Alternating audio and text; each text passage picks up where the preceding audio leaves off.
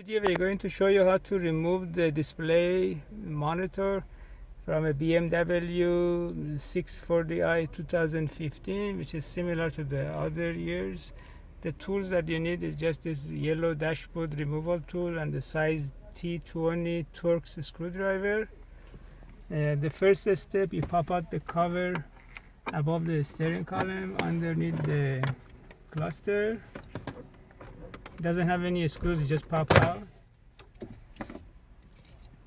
And the next thing you do, you pop out the air conditioning vents.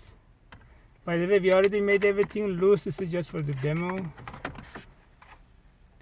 And then you leave it down, and then you can see the mounting screws for the monitor, one on the driver's side and one on the passenger side.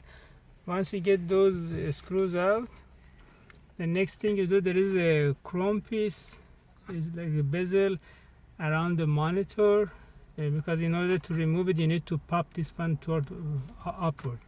You just push it up and it just slides out. And I'll show you the clips behind it. This is what is holding the one over here, one over here, and then on the back. This is what's holding it. And then the monitor is already clipped in, so you just have to tilt it either like in an angle, the bottom toward yourself, and then you slide it out. And I'll show you, these are the clips. One clips over here, one clips over here, and two over there.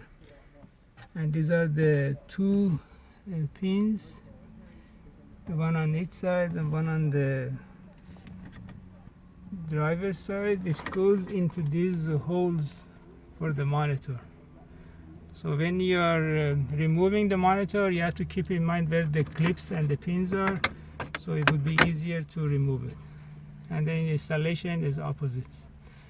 And if you need any repair for this monitor, you can send it to High Tech Electronic Services in Van Nuys, California, 818-785-8085.